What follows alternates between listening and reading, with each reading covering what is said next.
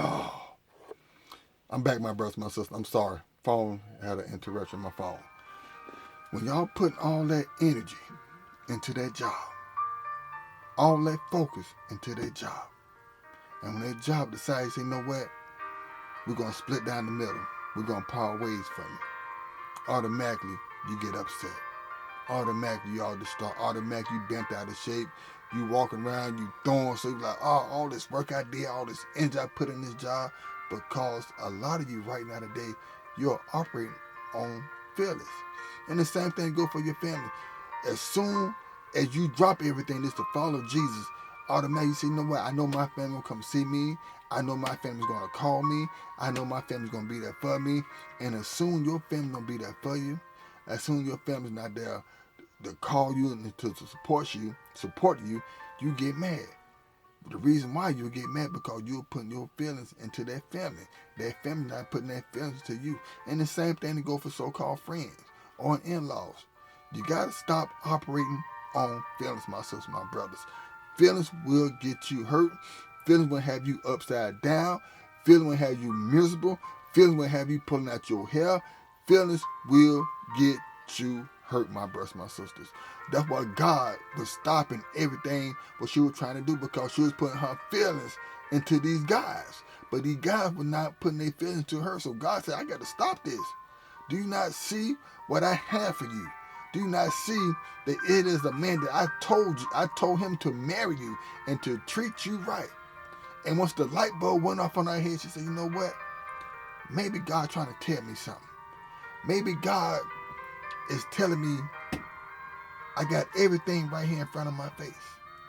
And once Hosea White realized, like, man, I'm chasing after somebody, and the main person that God is telling me that I need to chase after is right here.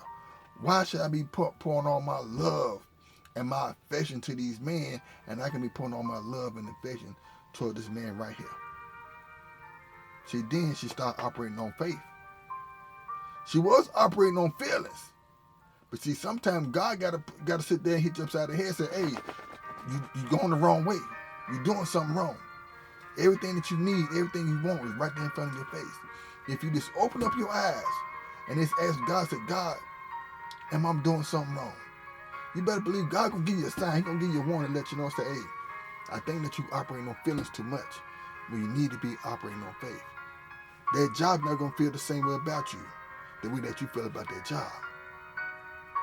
That boy that you so crazy about is not going to feel the same way about you as this man right here feel about you.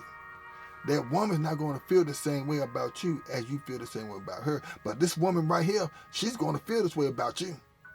If you open up your eyes and quit operating on flesh and then start operating on faith, you will see exactly what's in front of you. But some of you right now today, you're letting that flesh desire take over you. And that's what's going on in the world right now today.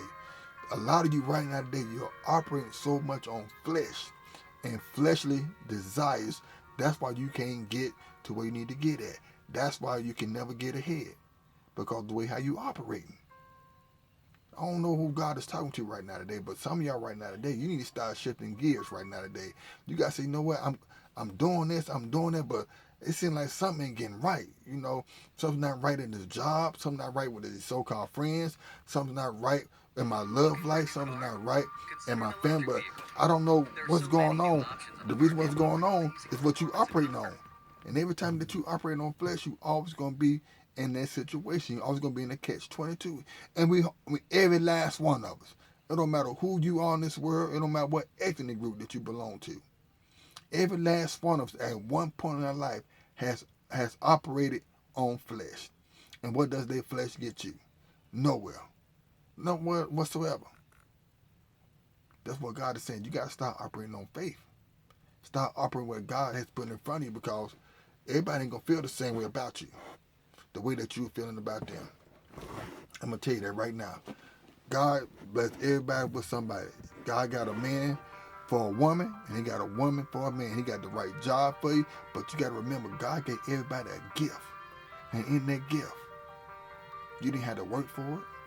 You didn't have to ask for it. And you didn't have to pray for it. You didn't have to sow for it. You didn't have to reap for it. It was something that God gave you himself. That is his personal love to say, this is what I'm giving you. He said, if you operate on this gift right here, this gift, he said, I will make room for this gift. And that gift, it will never expire.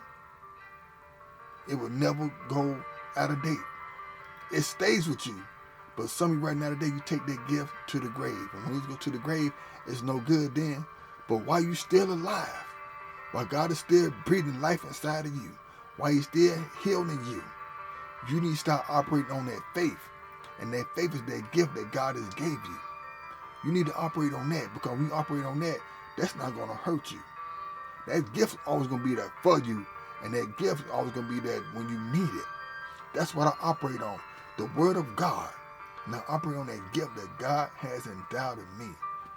Because I tell you what, when I was operating in feelings, them feelings always got me in a place I never thought I was going to be in. And I've been there before. I'm going to keep it real with you. I ain't always been who I am. I ain't always been no pastor.